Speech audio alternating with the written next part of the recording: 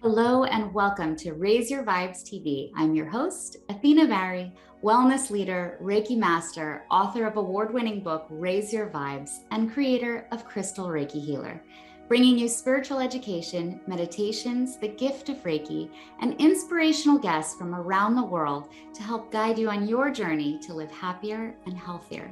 Thank you for tuning in to Raise Your Vibes. It is such a gift to be sharing energy with you. Today's show is sponsored by Westwood Clinic of West Los Angeles, California, where wellness is found with compassion, chiropractic care, and healing tools of the highest technology for your physical pain relief and healing. They are a certified MLS laser therapy facility, helping thousands of patients reclaim their health and overcome the limitations of living with pain. Find out more about this amazing healing space at westwoodclinic.com. And now we have a very special guest joining us today from up near Yosemite in California. Please welcome Douglas E. Noll, Esquire. He is an award-winning lawyer, mediator, who has mediated thousands of conflicts.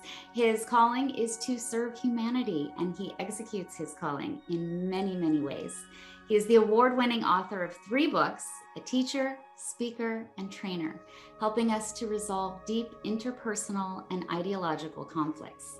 He is also the co-founder of Prison of Peace and creator of the Noll Affect Labeling System. Douglas, thank you so much for joining us here on Raise Your Vibes. I am so grateful to have you on the show today. Well, thank you, Athena. Thanks for having me on. Of course, thank you. So it sounds like you are doing some incredible work that we all need, right? Especially, I think, in the last couple of years, with all the things going on in the world and lots of deep resentments, anger, battles between families, whether it's over politics or fear, lockdown. How do you deal with this? How do you help bring this conflict back to kind of a state of peace? Well, I think the first big insight is that we are not rational beings. And we've been lied to for 4,000 years. We've been told by philosophers and theologians that what separates us from other animal species is the fact that we're rational beings. And that's all been a long lie that's probably caused more abuse to human beings than almost any other single thought that has arisen in philosophy or theology. What neuroscientists have now discovered and are teaching is that human beings are 98% emotional and only 2% rational. Now think about that. That's amazing. There's some profound implications in that thought. Yes, and you're so right that that's not what we're told, because you think, well, of course I have a rational explanation for being so emotional and angry and volatile. So now that we know we only have 2% of this logic base, how do we then tone that down? I mean, you talk about emotional competency, emotional intelligence. Right. So what are these? So the first big problem that comes from this lie, this myth of rationality, is that, as you mentioned, we are taught from a very young age that emotions are bad. Emotions are evil. Emotions make you weak. Emotions for men are not allowed. Not allowed. And for women, if you express the wrong kind of emotion, negative emotion, you're called a bitch. Really? And so our social and cultural milieu forces us to suppress our emotions. Mm-hmm. And when we get into situations where strong emotions arise, which is just about all the time, we have no tools for dealing with those emotions. And so basically, if we're not the one who's emotional, we invalidate the person who's emotional, or we blow them off by being judgmental or critical by saying something like, "Oh, they're just being irrational." Or for a woman, I mean, there are all kinds of common phrases that are used to put down people who are having an emotional moment. So the first step is to recognize that your upbringing did not prepare you to be emotionally competent. And if you're a parent today, and you're not emotionally competent, and many parents are not emotionally competent, you are raising emotionally incompetent kids, and they're going to pass the same problems on to the next generation. Yes, we just continue this cycle. That's right. Yeah. Let me just give you a perfect example of this. Now, I don't know about you, and I'd like to hear your story, but when I was 2 years old, and I was running around, I grew up in San Marino, over in Pasadena, and when I ran around as a 2-year-old and fell over, well, actually, I couldn't start walking until I was 3 because I was born crippled, but let's just say when I was 4 years old and learning how to walk, and pretty clumsy, and I would fall over and skin my knee and stub my toe. I mean, I injured myself a lot because of my disabilities, and I would start to cry. What was I told? Tough it up. Don't cry. It doesn't hurt. Be a big boy. Big boys don't cry. Don't be a sissy. This happens to girls too, little girls too. Yes. And what we are basically, our parents think they're toughening us up, but what they're really doing is destroying our brains. Yeah. Because at about 18 months, the emotional centers of our brain start to mature. And part of our job in growing up from 18 months to about 8 years old is to learn how to manage our own emotions by linking the physiological experience called affect with the experience we're having in the moment with the word. And that's called emotional categorization. This is a developmental process that has to happen in order for us to be emotionally mature. Okay. For many people, myself included, that emotional maturation process stops dead in its tracks at 6 years old. So you end up becoming a physical adult with the emotional maturity of a 6-year-old. Well, we've seen a lot of that, haven't we? Everywhere. Unfortunately, yes. Everywhere. Yes. And so what happens is when anything gets emotional, you immediately revert back to where you were in your emotional development at 6 years old. And that's why you see a 40-year-old and you say, oh, he's acting like a 6-year-old, because in that moment he is. Yes. You take all this stuff we've got going on. You've got the pandemic and the shutdown, which was really bad for emotional development because we were no longer allowed to interact. And one of the big problems that people are having as they're coming back to the office is that they've lost all their social skills. Absolutely. And adults and children alike. That's right. He knows, and so much anxiety about it. Teachers complain all the time about how the kids are coming back in the classroom and they're totally misbehaving because they have no skills. They've lost all their skills. Right. That's one problem. And then, of course, we have this incredible polarization going on. We have political leaders who are protecting their power, position, and privilege by leading people into the darkness, by making them scared and fearful and tribalizing everybody, and playing on people's negative emotions, which they have no control over. They're incompetent, so they feel a lot of anxiety around, oh, my world is changing, and all these weird people on the coast are crushing my reality, and so I've got to fight and resist against that. And that's all being stimulated by politicians who want their money and want their vote. And as an aside, when people ask me, who do you vote for? I said, I vote for the people who lead me to the light, not to the people who lead me to the darkness. I love that. And I don't care what political party they're in. So that's the second problem. And then that all piles up on top of the fact that many people are emotionally incompetent to begin with. And we have the conflict, the strife, the arguments, the fights that we have today. Yes. And then we have basically 6-year-olds fighting with each other and no idea of how to deal with it. So now you've got from 6 to, however old we are, 40, 50, 60, how do we then learn to be emotionally competent? How do we unlearn all of this stuff and move into, a better place where we can recognize our emotions? So what I learned a long time ago, as I mentioned, I was born with a lot of disabilities. I had a real rough childhood growing up, both emotionally and physically. Wow. But what I learned was that you don't unlearn bad habits. You learn more efficient skills and habits that are better than what you used to do. So you don't have to break old habits. You just have to learn new skills that will replace them.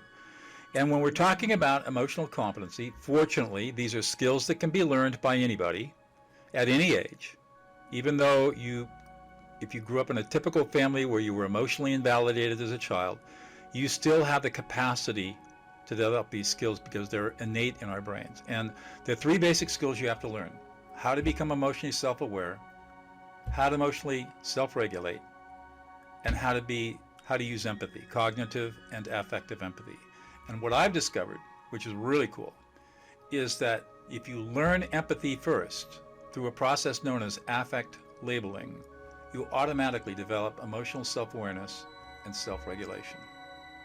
And so it really becomes not a difficult chore at all to become emotionally competent. You got to put the work in, but I find that Like most anything people, else. Yeah. 4 to 8 weeks of practice can almost always transform themselves. And of course, you mentioned the Prison of Peace Project, which my colleague Laurel Coffer and I have been doing for the last 13 years. By the way, our mailing address is in Calabasas. Oh, I love that. She lives across the freeway from you over in the Wonderful. Woodland Hills. Oh, our world just got a little closer, didn't it? That's I love right. that. And I've been down there many times. I teach at Pepperdine, so I'm down there many times. It's my favorite home away from home is the Hill Garden Inn there in Calabasas. Oh, I love it. But what we've learned over 13 years of teaching over 20,000 incarcerated people how to become peacemakers and mediators is when they learn these empathic skills, cognitive and affective empathy, their whole personality, everything changes. Amazing. And they go from being black thorns to beautiful roses in about 6 to 8 weeks. And in so 6 to 8 weeks. That's really fast. Yeah, that's fast. It's very fast. And so that's the secret. And this is what I teach. The skill so we basically teach it in reverse. We teach you these empathy skills, and then that develops everything else.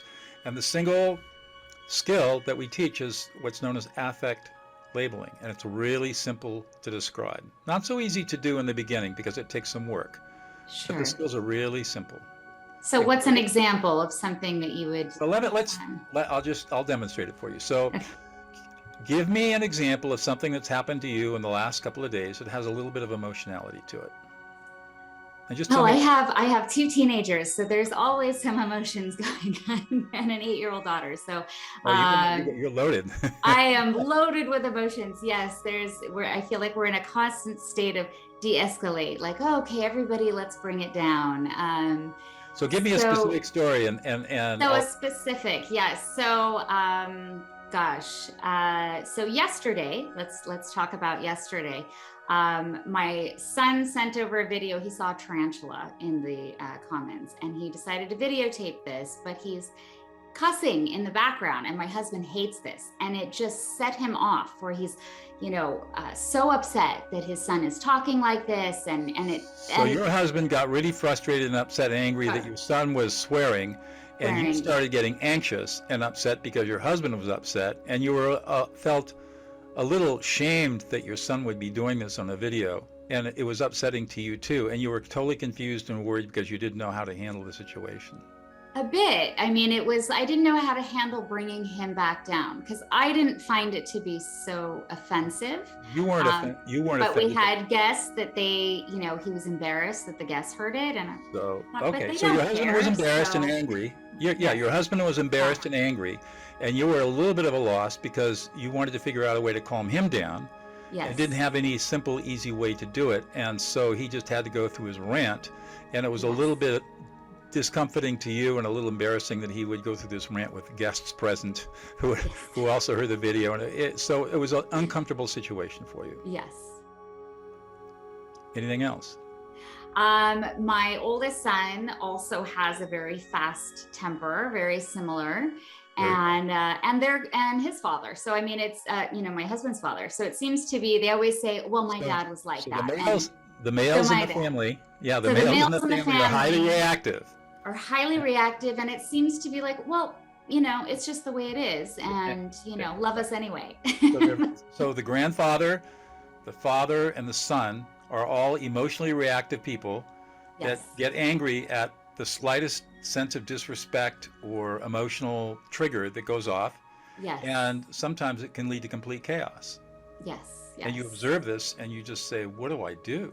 Right. So with my oldest son, I was like, okay, we need to get into meditation, so I work with Reiki and energy and sound healing and all this stuff. So I'm like, okay, we need to meditate. We have like a family meditation time every day, which I love because it's kind of like a bonding moment too. But the original idea behind it was to just help them to de-escalate, help them to find a way for themselves to calm down, using those belly breaths and, just self-regulating, as you call it. You were hoping that getting the family engaged in a regular meditation practice would help them be able to self-regulate themselves, and when they weren't in a meditative state, be able to control their reactivity more. And I think that the sense that I'm getting is that hasn't worked so well. Well, it's not working yet. Okay. Not working yet. I guess it depends. I mean, it's definitely, things have calmed down more than they were, but it's definitely something that's an issue that's still there. So yes, I'm always grateful for advice on how to. All right. So let's stop. Bring these guys down. So as I was listening to you, what did you experience? I don't know. I guess I'm a little embarrassed. I'm on my own show discussing my issues. All right. So hey guys, welcome to Raise Your Vibes. I'm human too. So let's just go through it and unpack it a little bit. So you notice that all I did was reflect back what your emotional experiences were. I didn't give you any advice. I didn't tell you what to do. I didn't judge you. I didn't criticize you. All I did was label your emotional experience as it came up. And what was interesting was this was deeply layered, because you were having an emotional experience, watching and observing the emotional experience of your husband and your guests and your son on video. So it was pretty layered. And what I noticed was that as I continued to reflect back what you were experiencing, you went deeper into the story. And you talked more, and you were comfortable talking because you felt safe. And if you look inside, if you feel inside of where you are right now, you should feel a deeper sense of calm and relaxation, a sense like, wow, this guy really gets me. Yes, great. Is that correct? Sure, yes. Yeah, that's what this is all about. Mm-hmm.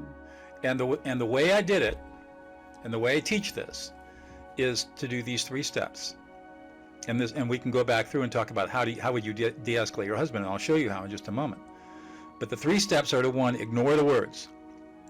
So you were telling the story about what happened yesterday. I could care less about the story, really. The video. And what's really interesting is that I can tell you the whole story about what happened.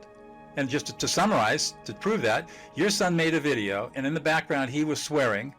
And he showed the video was shown to your husband and to guests at the house. Your husband got extremely upset, got very reactive, was really embarrassed. You were discomforted by the fact that he was embarrassed, and even though you weren't personally offended, and you were a little bit ashamed that the guests had to hear all of this and see all of this, because this was a family thing. That's the story. But I completely ignored your words. And what's beautiful is that when you ignore the words and do the second step, which is read the emotions, you will never forget a word that was said, because memory is associated with emotion. And if I focus on your feelings and your emotions, I will remember every word that you spoke. And so number 1, ignore the words. You're not going to miss anything. And your brain will actually remember much more than if you try to just focus on the words. Number 2, read the emotions, which our brains do automatically. We just have to get out of our way and let our brains do what they're designed to do, which is read emotions. Okay. And number 3, I reflect back your emotions with a simple you statement. I said, you are, you felt, you were. Right. And then it's just an emotion. What happened? There was one point where I did one I statement, but that was because I was thinking about what was going on. But as a general proposition, you do not use I statements when you're doing this. It's all you statements. They're direct statements of the experience that the speaker is having. And what we're trying to do is listen from the speaker's frame of reference, what the listener or what the speaker is experiencing emotionally. Okay, so you got those 3 steps. Now let's suppose your husband flies off the handle. The way you respond to him is to say, oh honey, you're really frustrated and angry, and stop. And what's he do with that? Huh? Yeah, you're really frustrated and angry and you're pissed off because your son just went off and in a very disrespectful way around people, and that really, You feel a little humiliated by that. And this is not the way that you brought him up, and so you're really, really upset that he's violated some basic rules. And you feel a little betrayal and sad. And you stop. And then watch what happens. And what will happen, you feel the relaxation inside yourself? Yeah, I'm like, I'm waiting for it, like, okay, yeah, okay, let's try this. Stop, and you're going to look for 4 things. Make sure I haven't got all my fingers up. 4 things you're watching for. Okay. 1, he's going to nod his head. 2, he's going to say, yeah, exactly. And you said that a couple of times, okay? You're going to watch for a dropping of the shoulders and an exhalation, a sigh of relief. These are all involuntary responses showing that you have de-escalated his brain. All of this is based on brain science. It's all based on scanning studies that neuroscientist Matthew Lieberman published in 2007 out of UCLA. See, we're all Southern California people. Ah, yes. So Lieberman's lab studied the effects of this process called affect labeling. His first study came out in 2007. There have been a bunch of studies that have come out since then. Okay. And what it shows is that when you label somebody's emotions, the name of his study is putting feeling into words. And when you put feelings into words, the emotional centers of the brain that were highly activated and get trigger activated very fast, sounds like with your husband and your son and grandfather, they immediately begin to deactivate. And at the same time, a part of the brain called the ventral lateral prefrontal cortex, which is our executive function, comes online. And within 90 seconds, we can start thinking again. And so we immediately de-escalate. And basically what we're doing in that 90 seconds when we're labeling somebody else's emotions is we're lending them our prefrontal cortex for the time it takes their prefrontal cortex to come back online and get control of themselves. Because as long as the prefrontal cortex is overwhelmed by the emotional centers of their brain, forget it. Nothing's going to happen. And we've all witnessed this before. Yeah, you're not getting through. Exactly. This is the only skill that I've ever learned anywhere in the world that I've ever, and believe me, I have studied a lot, that actually works. Active listening doesn't work, nonviolent communication doesn't work, all these other listening skills, none of them work. If they worked, I wouldn't be here talking to you, I'd be using them. Yes. But I get paid a lot of money, and also I walk into very dangerous places where violence is everywhere. Right. And I have to be able to calm people down like that right quickly. now. Mm-hmm. And this is the only skill that works. Amazing. So imagine this would work with other emotions as well, not just with an angry person, but you can do it with any emotion. Positive. You've got an 8-year-old. Oh, honey, you're really happy and excited. And is she a girl or boy? Girl. Yeah. Girl. Little girl. I thought so. I sensed a little girl. Oh, honey, you're really happy and excited, and this is really, really making you feel really good about yourself. Yeah. Perfect. And here's the thing that I love, is that when you start doing this with children, even at 8 years old, if you just start listening to her emotions and reflecting back her emotions, by the time she's 12 years old, she'll be 2 grade levels ahead of all of her peers, just by doing this. Amazing. That's how fast it helps the brain develop. And kids who are 12 years old, whose parents have been emotional coaches, as opposed to emotional put-downs or invalidators, will see their children be emotionally mature, have high emotional intelligence, be well-liked, modulate themselves extremely well, have a lot of self-control, and academically be outstanding. I love that. So this is one of the foundational, in my opinion, this is the foundational skill of life. Amazing. Yes. Yes. And then what do you do with someone that's already in the peak of madness? Does this work when somebody's like in it already, like they're not even able to think? That's why you got to lend them your prefrontal cortex. They're not able to think. Right. The emotional centers of their brain have completely sending so much information. It's basically emotion saying, pay attention, there's danger, danger, danger, danger, danger. Right. The prefrontal cortex can't process that. So it's completely shut down, and now this angry person or upset person is left to old childhood programming. It becomes completely reactive, and the trigger then goes through its whole sequence of programming that was learned many, many, many, many years ago, and you can't stop it until you start helping the person label what their emotional experience is. Right. So that's what you mean when you say you're reflecting it back to them. You're literally labeling how they're expressing that they feel. That's right. So Wow, you're really angry right now. This that's really exactly upset right. you right now. And it's like, yeah, it did. Yeah, Yeah, actually, right? exactly. And then kind of Yes.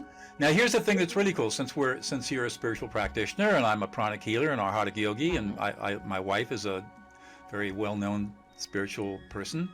There's a spiritual component to this, and that is when you take the time to start labeling somebody else's emotions, your ego drops away. And I've experienced it with you just a few minutes ago. Your ego drops away and you feel a oneness. You feel oneness with the universe.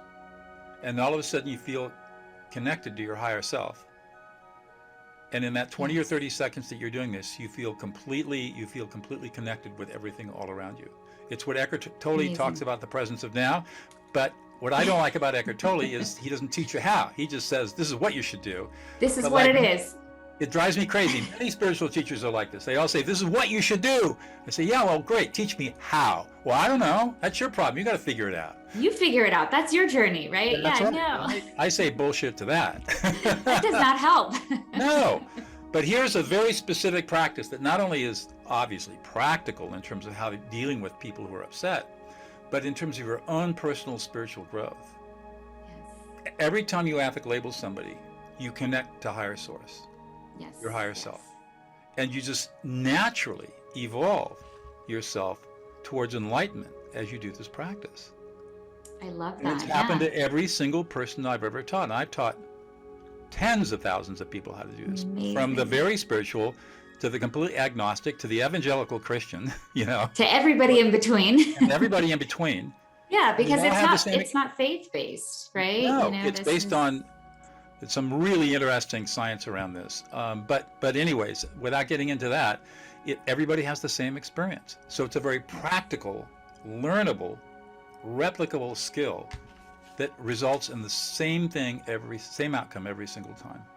That's amazing. And you have all of this in your book. It's called De-Escalate, right? This is the title. This is your most recent book, Fourth right? book. Yep. I've written 4 books. This book came out in 2017. Everybody needs to get this book. Right. Especially, well, I was going to say especially parents, but really for everybody. Well, the way I wrote the book came about because of the prison project. I had many of my students in prison said, could you please write a book? They know I was an author. And so could you please write a book that we can then share with our families so they can learn the same skills that we're learning? Because when we meet with them in visiting or on the telephone, you know, they don't get what we're doing. They love what we're doing. And so what are you learning? And they want to learn, and so it's a little hard for us to explain to them, but if you could write a book. So I did. And I basically take the first 3 chapters and talk about the science and the practice, and then the rest of the book, it goes through the arc of life. And every chapter is about a part of life, starting with infants and toddlers, and then moving to kids up through high school, then dealing with teenagers, always fun, right? And I put a lot of role plays in. I'm learning. Right? Then we get into relationships, dating, then we get into marriage, then we get into divorce, then we look at emotions in the workplace, and I just kind of go through all of our life experiences. And in each one, there are conversations. I show here's how the conversation usually goes, and here's how the conversation should go using these skills. And I've also developed online courses that people can take if they want to do that. And of course, I coach people in this stuff.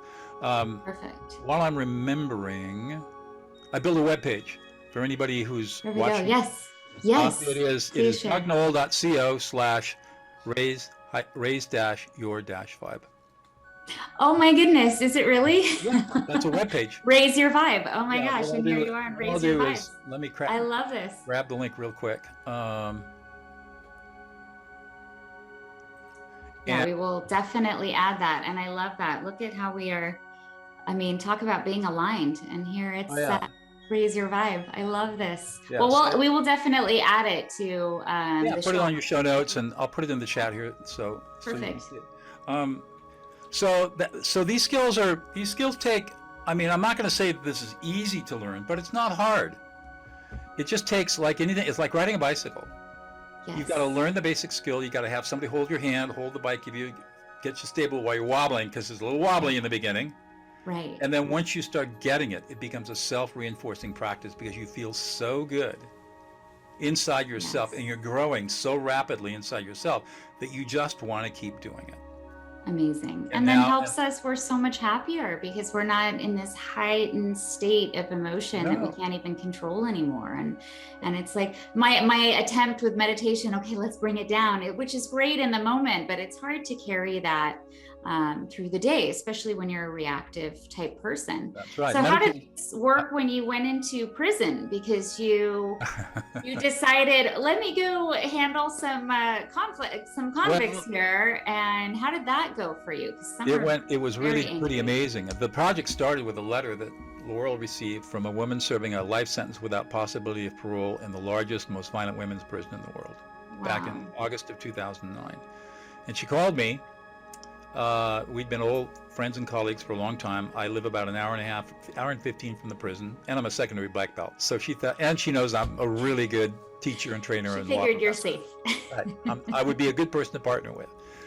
So she called me and read the letter and said, what do you think? And I said, I think we should do this. So it took us 6 months.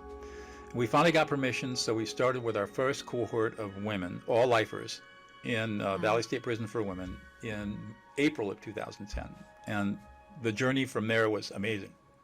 We spent months.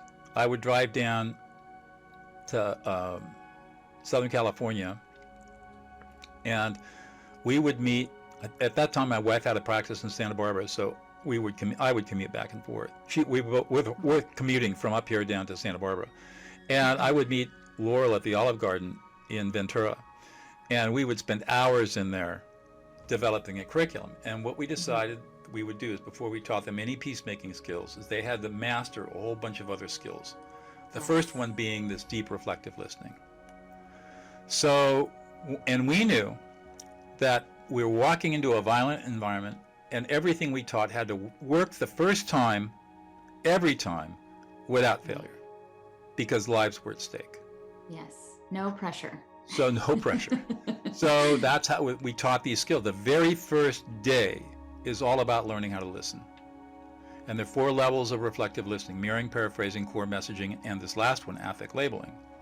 And we spent a lot of time teaching them how to listen to emotions. And at first, it was all a great experiment for us. We didn't know. But it turned out that it was brilliant. And our students were brilliant. They taught us so much.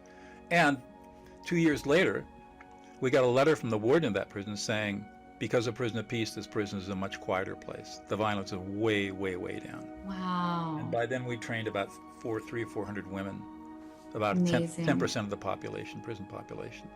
And so in 2013, the prison was, 2013, it was repurposed to a men's prison. We told the women we'd follow them wherever they went, and they ended up going across the street to another women's prison and down to Southern California out at Chino. And then now VSPW became VSP, Valley State Prison, and we went back in and started training men. And in 3 years, we got exactly the same result with the men. Amazing. And then the state began to pay attention to what we were doing, and we started getting funding. And so today we're in Incredible. California prisons. We're in prisons in Connecticut. We've got a colleague who's got 12 prisons in Greece.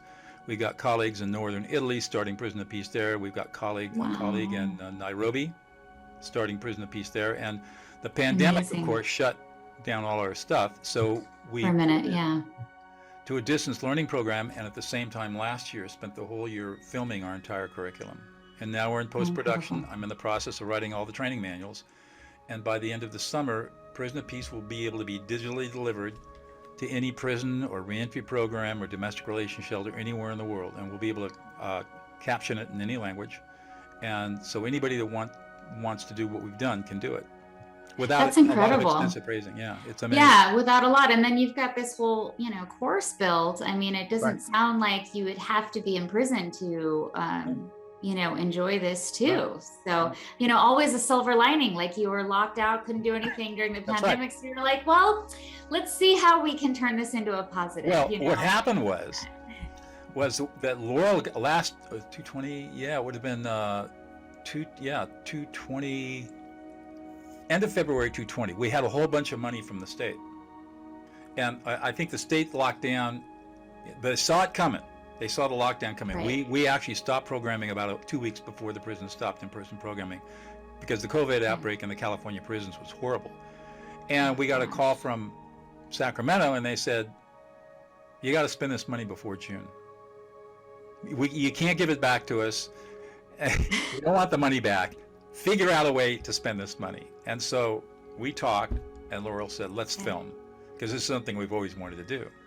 And we had the money, so we hired a Hollywood production crew, and not even 4 miles from where you sit, we filmed for a month. Amazing. I was staying at the Hilton Garden Inn and commuting it with, I mean, I don't know if you remember this last summer, how hot it was. We were out there. I do. In May and June, when it was 105, just baking under lights, and, makeup and everything. I mean, it was crazy. Absolutely. And we got it all done. And now it'll be available for worldwide distribution in another month or two. That's incredible. So this is something they'll go onto your website and, Well, actually, the website for that is prisonofpeace.org. Okay. And if you go to that website, you can learn all about the Prison Project. And I mean, here's another cool story. Laurel right now is in Europe. She finally took a vacation, good for her, and went to Northern Europe. And the first day she was in Europe, she had a meeting scheduled with the Danish prison authorities, had an all-day meeting with them. They were totally flabbergasted. And now we're going to start in Denmark.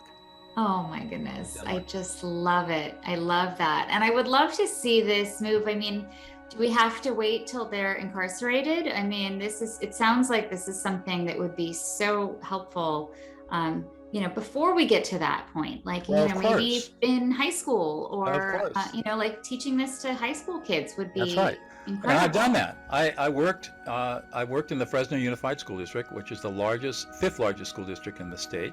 And for 1 year, I was working with a high school and the middle schools that feed into it. And I taught all the faculty of all those schools these skills, and they got tremendous results. And then I never heard from the district again. I mean, yeah, well, it's really hard to break through. It's a bureaucracy that's hard. These school districts, it's really hard to get in with something that's actually helping. Even though we got amazing results.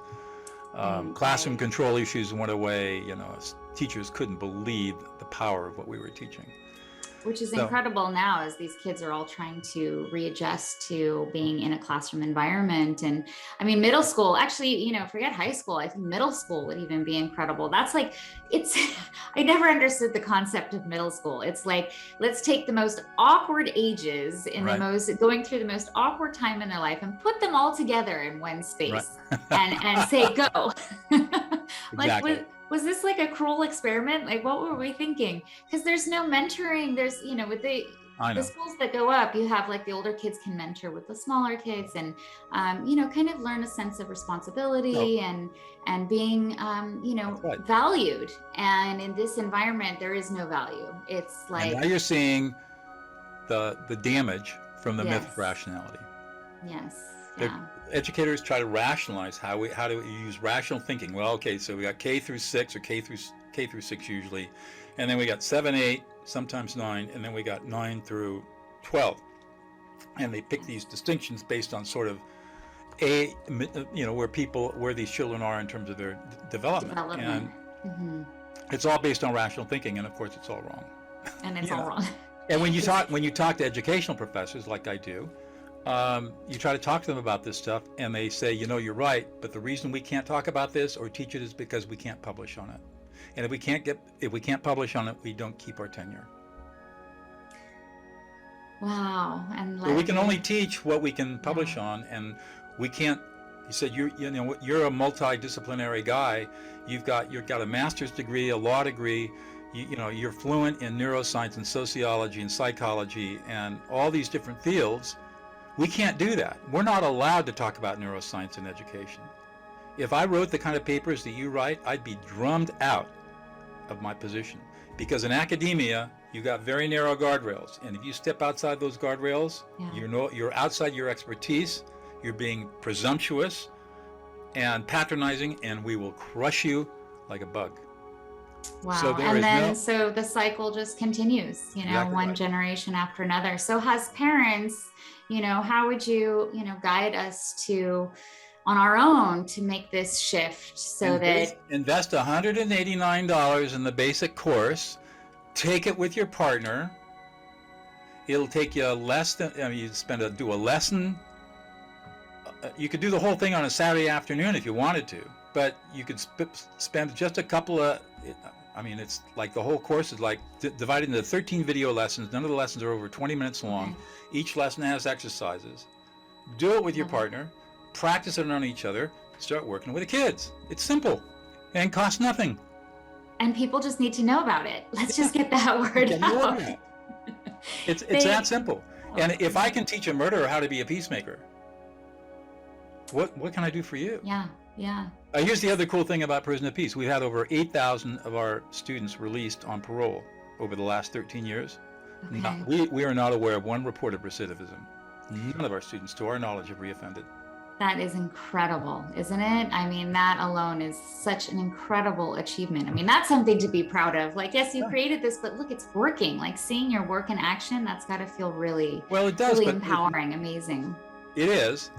And my passion is to teach people that are listening to this show and all the other shows that I appear on that, look, there is a better way.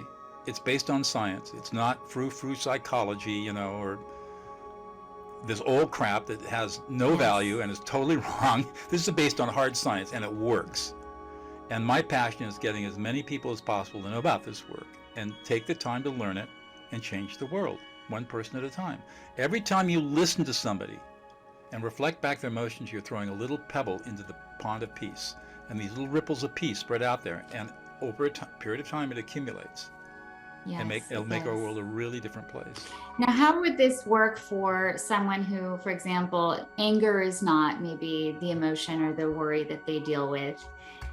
Maybe the bigger issue is especially post-pandemic, in pandemic and moving forward, we have so much anxiety. There you go.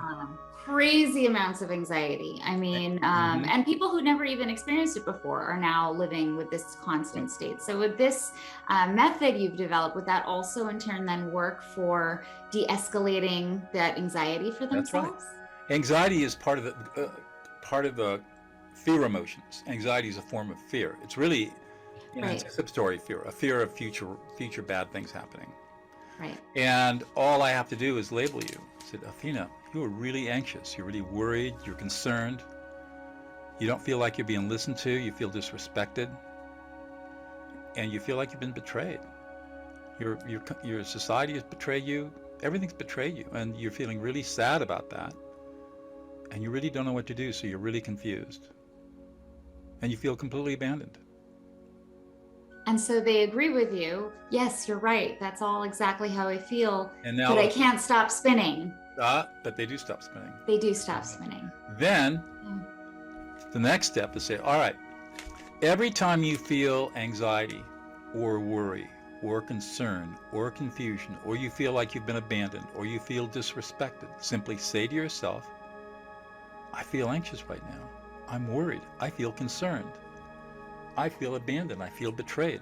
I feel disrespected. I feel like I'm worthless.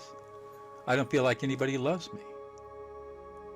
And self-affect labeling, which is what you're doing, you're labeling your own emotional experience, has exactly the same effect on your brain as if somebody else was affect labeling you. Was doing it for you. Wow, that's incredible.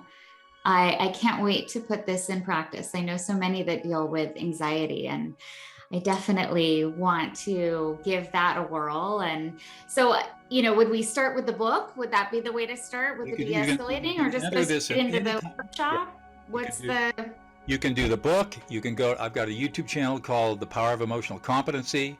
Yes. You can go to that YouTube channel, all kinds of videos there that talk about this. You can get the basic emotional competency course for $189. There's an advanced course you can get, a little more expensive. I've got a course specifically designed on how to de-escalate people, which $199, I think. So this online stuff, I do group coaching, individual coaching. I teach workshops. There's just a million different ways. Oh, not a million, but there are a lot of different ways to get access. A lot of ways to get access to this if you're really interested in it. And you like anything else of value, you have to put some investment of time and money into it to really get it. And Yes. once you get it, your life changes forever. That I absolutely guarantee. Oh, yes. It's like the angels come out and sing. I love this. Yay. So, and part of our show, I always love to share with the audience, a morning go-to ritual that we can use to start our day on the positive and raise our vibes right from the beginning of the day. Do you have one that you turn to? Like when you start your day, you've got all these projects, all these things going on. What would be your morning ritual to start on the positive? So we live in the country, 10 acres in the mountains with my beautiful wife, and almost every day we start our day in our hot tub watching the sun come up. And my wife always asks me, what are you feeling right now?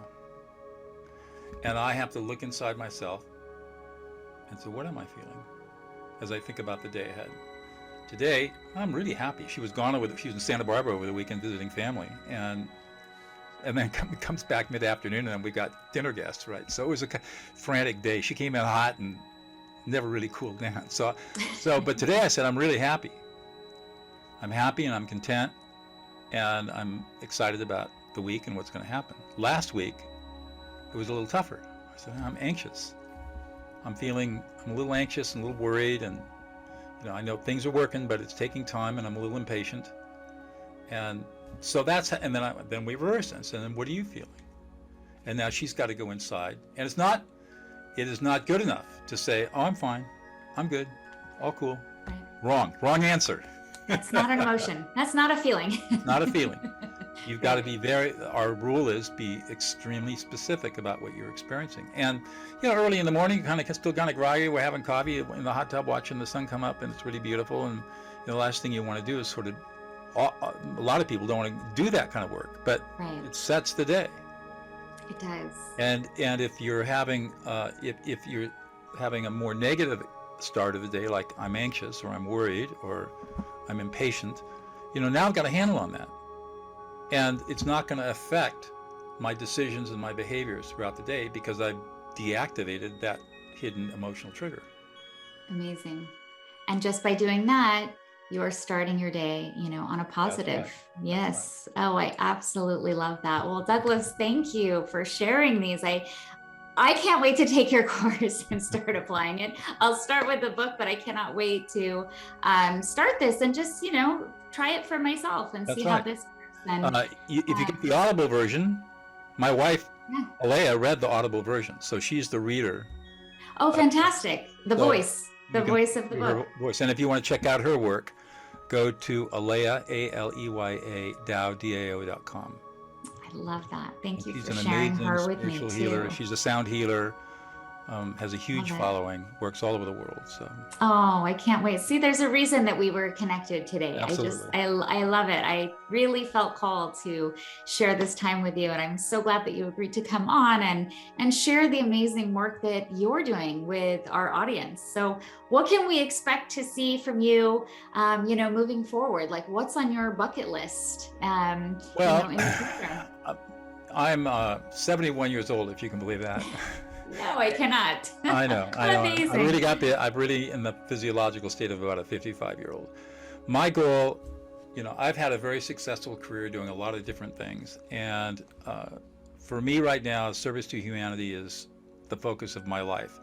And I want to get these ideas out and get people trained in these. And I also want to teach people how to teach other people how to do this. I'm at a place now where I want teachers to start taking other people who really resonate with this work to learn how to teach it to other people so that it slowly spreads out. And so I look for any opportunity to teach these skills to anybody who resonates with it. And that's kind of where I'm going over the next couple of years, where I invest time in Prison of Peace. We're spreading that internationally, and that takes up some time, but mostly, how can I teach people to get out of their old way and find this new way that is so much more effective and will bring them so much joy and happiness? I love that. Yes. And thank you so much for, sharing your energy with me today and for all the life-changing, literally life-changing work that you're doing and elevating this vibration of those near and far. We are all connected. And when you vibe higher, everyone around you will too. Let us raise the vibes together. Oh, Douglas, thank you so much for sharing this time with me. And it has been such a gift to have you on here. I can't wait to check out your course. And who knows? We'll see. Maybe I'll be one of those who tap into teaching others as well. We'll see There what you go. happens. Yeah, Thanks I a love lot. it. And to close, I will leave you with a sacred Reiki Reiju blessing for your highest good. You can learn more about how the beautiful Japanese meditation art of Reiki healing can create positive changes for your life at crystalreikihealer.com. So please take a moment wherever you are to settle into your sacred space, whether you're in the car, on the side of the road, in your room, on your bed, at the office. This is your moment to simply set an intention to receive.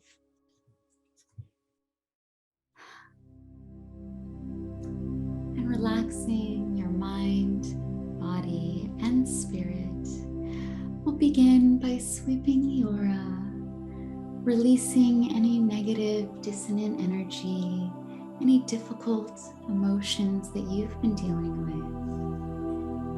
And let's channel some beautiful, divine healing light into your crown and over your ears, that vibration of love, empowering you, going into your thoughts and spreading through your whole being, and shining that beautiful light of loving energy through your mind's eye, restoring your own sense of peace. And to your mouth, that everything you speak be from a place of love. And to your throat, that everything you communicate, you listen to, you hear, you express, be from a place of love. And over your heart center, that this feeling of love consumes your whole body and radiates out to the world, creating changes that start within your spirit. And to your hands, that everything you touch, everything you feel, be from a place of love. And then gathering that energy up from below your feet, up through your entire system, and showering you with loving energy for your day. Please bring your hands together in prayer position, known as Gasao, for a moment of gratitude. Gratitude for the gift of Reiki energy and for yourself, allowing you to receive this moment of peace. Please remember to have some cool water to assist grounding whenever you feel ready. I am your host and crystal Reiki healer, Athena Bahri, and I am so grateful to have shared energy together today with the wonderful support of our sponsor, Westwood Clinic. Living without pain is their gift to you. Join me here next week for another episode of Raise Your Vibes. Wishing you so much love, healing, and many blessings. We would love to feature your brands and products on our show, Raise Your Vibes. Please contact info@raiseyourvibestv.com for sponsorship opportunities to raise awareness to your brand. Disclaimer: Reiki and other forms of energy healing shared on the show are meant to be supplementary healing practices. Always contact your medical licensed professional for questions or concerns regarding your physical, emotional, and mental health. Thank you.